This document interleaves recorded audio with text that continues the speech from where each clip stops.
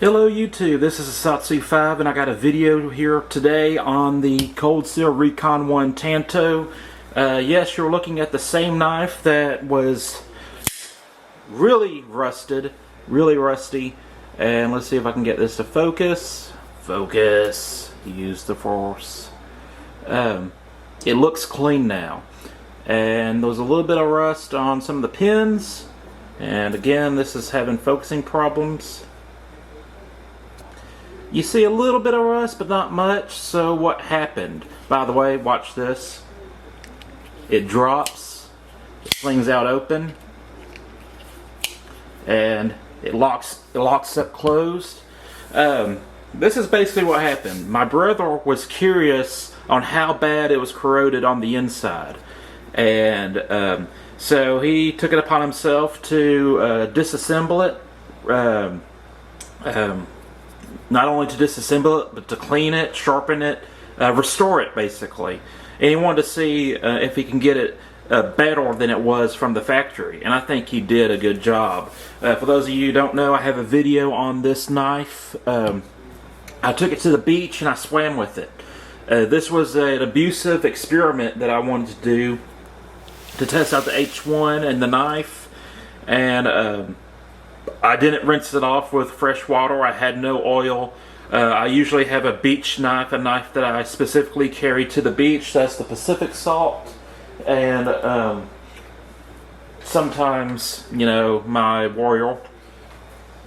But anyways, the point of that video was that you need to, if you're going to be around salt water, if you're going to be diving or swimming, that you need a knife that will stand up to that abuse. And that was what I was trying to illustrate with this Recon1. And not only did it rust up pretty good, the edge was rusted, the pivot was rusted, the stop pin was rusted. When you closed the knife, it would kind of wiggle back and forth like this. It wouldn't lock up closed. So anyways, it's better than it was from the factory. It slings out very easily and it drops closed. I'll put in some photos or video of the old knife, or the knife before Matthew restored it, right now, and you can check that out. It was in bad shape, and like I said, it was an interesting experiment. My brother kind of wants me to try it again. Kind of, but he's curious if rinsing it off with fresh water would have done anything. And I don't think it would have, because we spent the whole day at the beach. So by the time we got fresh water, or got near fresh water, it probably would have been pretty rusted. But my brother did a wonderful job of restoring this knife, and I'm very pleased with it. So this can go back to being my backup knife in my bag. I like it. This is not a knife that I carry very often.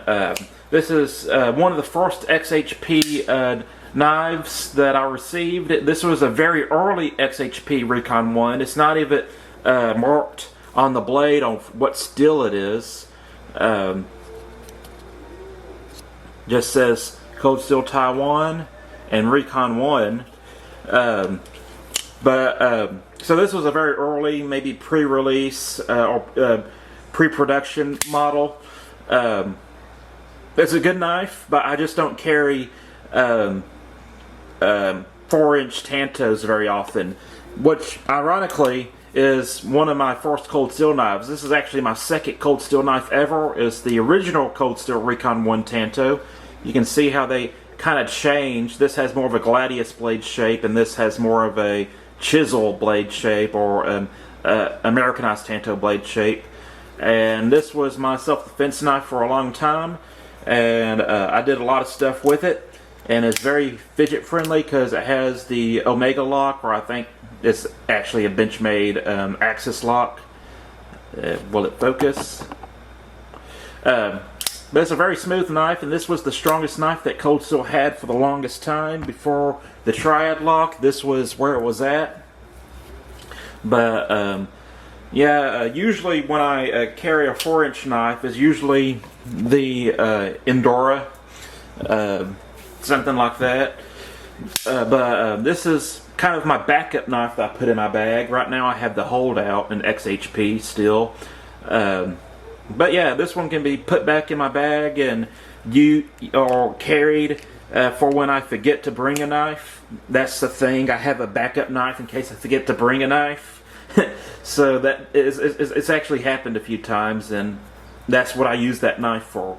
So that's it. That's the video. Hope you enjoyed it. I'm a Satsu5, and I'm out.